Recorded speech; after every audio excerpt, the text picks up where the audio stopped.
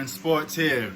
Now, as you can see on my shirt, that was a dog, a future pet that I'll be getting one day. All right, that's the pug breed. But Prince Sports here. Don't forget to comment, like, subscribe, and all that other good stuff. Now, check this out. Antis Canner.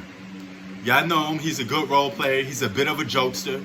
You know, for the most part, he's a pretty normal dude, right? I mean, he hustles hard. He rebounds.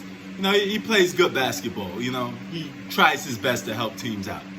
But Antis is on fire right now on social media because he's getting killed. They're saying he don't know about basketball. He's crazy. He's this, he's that. Because he left Kareem Abdul-Jabbar, Manhattan's own, off the top 5 list of his greatest basketball players of all time. Now, he had Mike on there for number 1.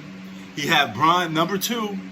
Okay? So this goes to show you a lot of people still think LeBron's in their top 5. Some got him at number 2. And there's a lot of players that think LeBron James is the second greatest basketball player of all time. Somebody told me that only the media thinks LeBron the top 5 player. No, there's plenty of players that think the same thing too. There's plenty of retired players that think he's the GOAT. All right, so we could dispel that notion. LeBron is a top 5 player for a lot of people.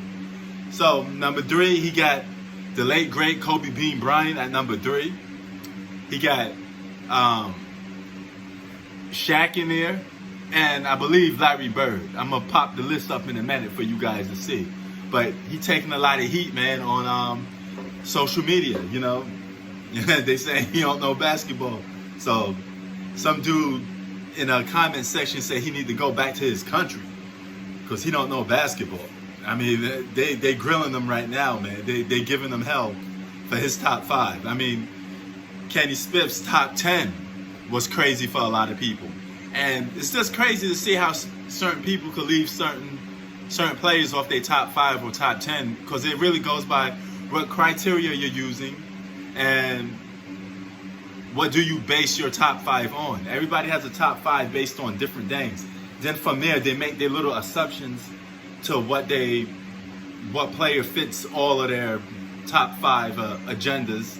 Or I wouldn't say agenda, or checklist, right? You make a checklist. Let's just say you're a type of person that value clutch basketball. That's all you care about is what goes on in the final minute of a basketball game. Then you may pick somebody else as your number 1 for GOAT.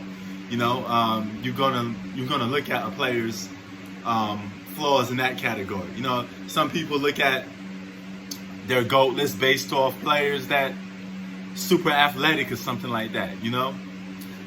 So it all goes by what you base it on. Everybody has different criteria, you know. I go by individual accomplishments and team success. They got to equal together. I said that a million times. They got to go hand in hand together. And you got to be the alpha number 1, okay? You got to stack up the awards, you know. Fill that stat sheet up. Like I keep saying, man, I want my cheeseburger stacked, okay? I want the works. I want lettuce, tomatoes. I want all of that stuff on my cheeseburger. That's how a player's resume got to be. You know, I want dominance.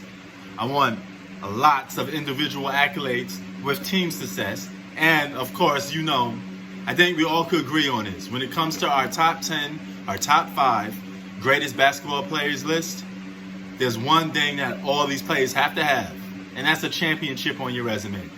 If without that championship on your resume, you kind of disqualify from the GOAT talk anyway. So it's good to see that everybody has champions on their top 5 or their top 10. Prince Sports out. Keep it 3,000.